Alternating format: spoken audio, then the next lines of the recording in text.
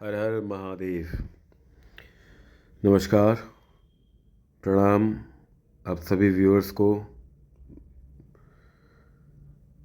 स्वागत करते हैं आपका आपके चैनल में एस्ट्रोमंच में। आज हम चौथी राशि कर्क राशि के बारे में डिस्कशन करने जा रहे हैं।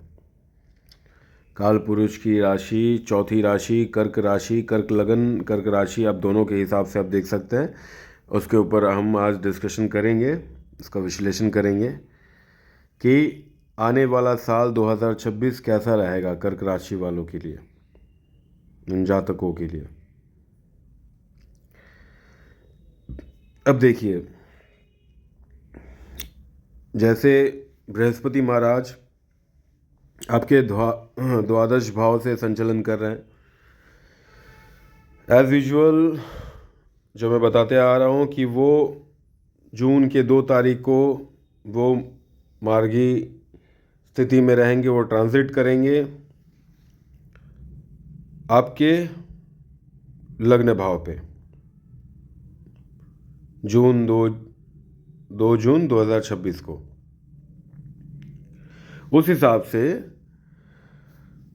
इसमें फ़ायदा नुकसान क्या है, ज़्यादा हद तक यही चीज़ मैं कहना चाहता हूँ कि ज़्यादातर लाभ का ही प्रभाव दिख रहा है। धर्म कर्म के कामों में सबसे बड़ी बात तो यह है, धर्म कर्म के कामों में खूब भागीदारी ले रहे हैं आप और लेंगे भी। एक अलग सा चस्का, एक चाहत बढ़ेगा और इसमें अब कहीं ना कहीं उसमें आप किसी भी तरीके से आप सम्मिलित हो जाएंगे।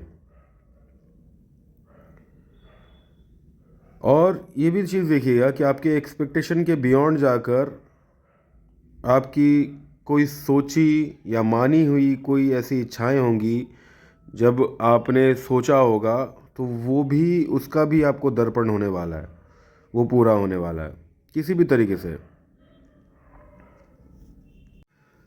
खास करके धार्मिक स्थलों का। पर हाँ, उसी बीच अचानक से ऐसे कुछ खबर, कुछ ऐसे संवाद मिलेंगे जो कि मन खराब करेगा। जैसे कि कोई आपके पकड़ के चलिए रिश्तेदारों में या आपके बहुत अजीज़ दोस्त के या आपके नियर डियर किन्हों किन्हों का भी, उनमें कोई उनके परिवार के लोग शांत हो गए हैं या उनका देहांत हो गया, ये खबर आपको मिलेगी। आने वाले समय में आप अपने, ये मध्यकाल की बात कर रहा हूँ मैं, जब वो ट्रांजिट करेंगे तब का,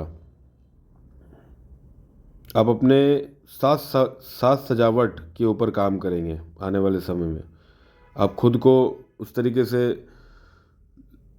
लैविश दिखाने की या फिर अपने आप के सौंदर्य को बढ़ाने की कोशिश करेंगे, अपने पर्सनालिटी को डेवलप करने की कोशिश करेंगे। इससे आपका मान सम्मान भी बढ़ेगा और साथ ही साथ इसी कहीं ना कहीं इसके वजह से कनेक्शन पैदा होगी। आप नामचीन मान्य लोग या बड़े लोगों के संपर्क में आएंगे, जिससे आपका नाम और दाम दोनों मिलने वाला है, उसकी भी संभावना है। बच्चों की भी, अगर आप संतान लेने की कोशिश कर रहे हैं उसमें भी उन्नति है, और अगर आपका संतान है तो उसमें बच्चों की भी उन्नति है और बच्चों की तरफ से प्यार भी उमड़ के आएगा और वहाँ से किसी न किसी तरीके की आपको खुशी का भाव जो है वो दिखेगा, प्रभाव दिखेगा, सॉरी, खुशी का प्रभाव दिखेगा, वो मिलने की संभावना रहेगी। उसके साथ साथ आपके विद्या में, आपके एडुकेशन में, चाहे आप किसी भी फील्ड से हों, जिस फील्ड में भी एडुकेशन रिलेटेड है उसमें बढ़ोतरी होगी, या आपके उस कर्म के दौरान कुछ ऐसे स्कॉलरशिप्स या कुछ भी ऐसे सिचुएशन पैदा होगी जहाँ पर आपको लिखना पढ़ना पड़ेगा, कागज़ कलम का इस्तेमाल बढ़ेगा, ये भी है। अगर आप पार्टनरशिप कर रहे हैं, अगर आपका बिजनेस है, आप खुद भी अगर करेंगे तो भी लाभ है, और अगर पार्टनरशिप में कर रहे हैं तो भी लाभ है। साथ ही साथ अपने वाइफ के साथ भी अगर आपका, या आपके आपके हस्बैंड के साथ, आपके स्पाउस के साथ भी अगर आपके किसी भी तरीके का काम काज जुड़ा हुआ है, तो वो भी आगे चढ़कर बहुत लाभ देने वाला है। इस साल के अंतराल में बोल रहा हूँ। पत्नी या पति के साथ आपके संबंध अच्छे रहेंगे, आपके स्पाउस के साथ। सामाजिक स्तर पर नाम बढ़ेगा, अपॉर्चुनिटीज़ और धन से रिलेटेड मामले बहुत अचानक अचानक से आएंगे और कहीं ना कहीं वो आपको बेनिफिट ही देंगे। ये साल में पकड़ के चलें, मतलब अगर हिसाब से अगर देखा जाए तो 12 के 12 महीने में 10 महीना आपको तो वो लाभ देगा ही। अब आइए समझते हैं कि शनि महाराज आपके भाग्य भाव से संचलन कर रहे हैं। वो पूरे साल यहाँ पर विराजित रहेंगे। बस 27 जुलाई के आसपास वो मार्ग स्थिति में जाएंगे अप टू 11 दिसंबर तक। तो ये वक्री और मार्गी दोनों के पोजीशन के लिए बता रहा हूँ कि उस दौरान क्या होगा। अगर आपके जन्म कुंडली में वक्री अवस्था में है शनिदेव महाराज तो ये फल मिलेगा, और मार्गी अवस्था में रहेंगे जब हाई पीक पे उच्च मतलब पोजीशन ले रहे होंगे, तब जाके वो सिचुएशन पैदा होगी। ठीक है। सबसे बड़ी बात कि आपकी यात्राएं बढ़ाएंगे ये। आप छोटी मोटी यात्रा नहीं, लंबी यात्रा करेंगे आप। और ज़्यादातर तो मैंने जैसे पहले बताया कि धार्मिक स्थलों का यात्रा होगा, धार्मिक चीज़ों से रिलेटेड कुछ ना कुछ होगा। और उसके साथ साथ अपने मन को स्थिर करने के लिए एडवेंचर कुछ करना, चलो खुद खुद को थोड़ा समझते हैं, खुद को समय देते हैं, थोड़ा स्पेस देते हैं, इससे रिलेटेड कुछ ना कुछ आप जर्नी करोगे जो आपको भी बहुत भाएगा, अच्छा लगेगा। एक नेचर को रीड करना, उसको समझना, ये आपके मन के अंदर आएगा। ये सारी चीज़ें परिवार के साथ भी हो सकता है ये, और परिवार के अलावा भी हो सकता है, मतलब खुद भी आप सोलो ट्रैवल भी कर सकते हो।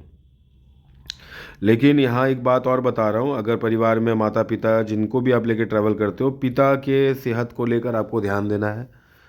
पिता के सेहत के ऊपर थोड़ी सी बढ़ चढ़ कर एक तबीयत वगैरह की इश्यूज पैदा होंगी, वहाँ आपको ध्यान देना है। तो मना नहीं करूँगा मैं, लेकिन सोच समझ कर आगे बढ़िएगा। और अपने व्यक्तिगत जीवन को आप डिसिप्लिन बनाए रखिएगा, ये चीज़ है यहाँ पर। ये आप ऐसे भी, आप इस दौरान आप देखिएगा, आप बहुत जब आप पर्सनैलिटी आप डेवलप करेंगे तो ये सारी चीज़ें आप मेंटेन करेंगे, और बखूबी वो होगा भी, टाइम टू टाइम मेंटेन होगा। भाग्य का साथ रहेगा। आपके इनकम के तरफ से, इनकम को लेकर मतलब नॉन ऑब्स्ट्रक्टिंग ये चीज़ें होंगी कहीं ना कहीं से, जो आपको पता भी नहीं चलेगा, वो सारी चीज़ें भी हो जाएंगी, या फिर चांसेस रहेंगे कम ज़्यादा, लेकिन होगी ज़रूर। लेकिन उसके साथ साथ और एक मतलब थोड़ी सी परेशानी वाली बात क्या है कि भाई बहनों के साथ, चाहे वो आपसे छोटे हों या आपसे बड़े हों, भाई बहनों के साथ कुछ ना कुछ विवाद या समस्याएं पैदा होंगी, मनमुटाव पैदा होगा, दूरी बन सकती है। इसका आपको ध्यान रखना है कि आपके कहने या आपके रहने के वजह से ये समस्या पैदा ना हो। तो यहाँ आपको इस चीज़ का ध्यान रखना है, रिलेशन ठीक करने की कोशिश करिएगा।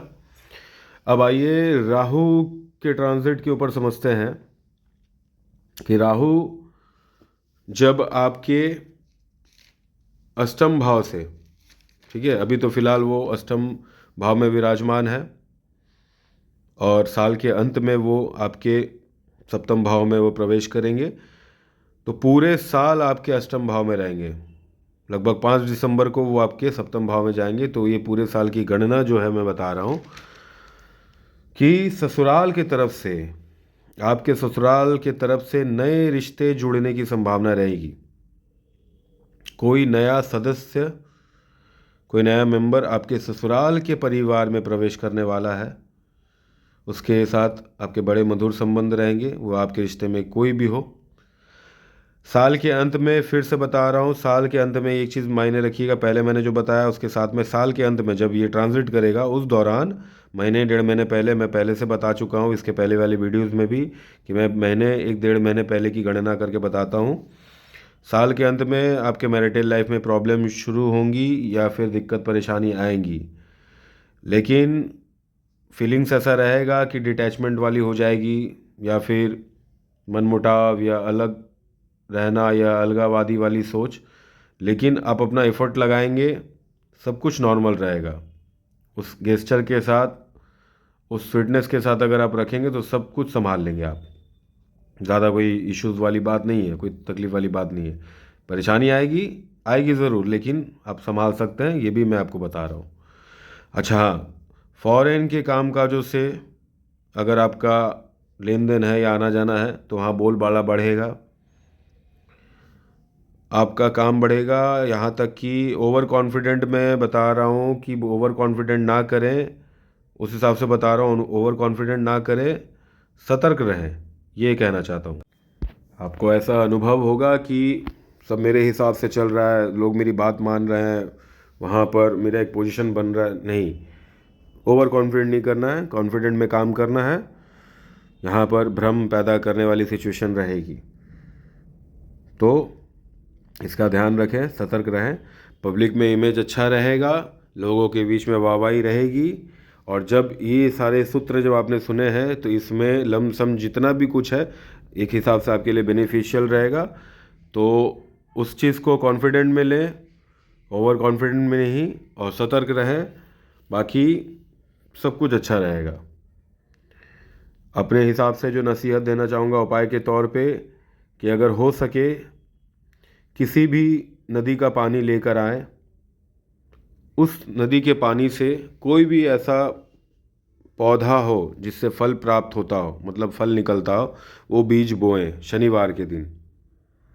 शनिवार के दिन उसे प्लांट करें और उसे पानी देते रहें, उसका ख्याल रखते रहें, लाभ मिलेगा आपको। और केसर या हल्दी का तिलक करें आप, उससे भी लाभ जुड़ी हुई है। बाकी अपना ख्याल रखें, अच्छे से रहें, और अगर वीडियो पसंद आया है तो इसे लाइक करें, और बाद बाकी आपको पता है। ख्याल रखें। महादेव आपको हमेशा सफलता दे। हर हर महादेव। हरे कृष्णा।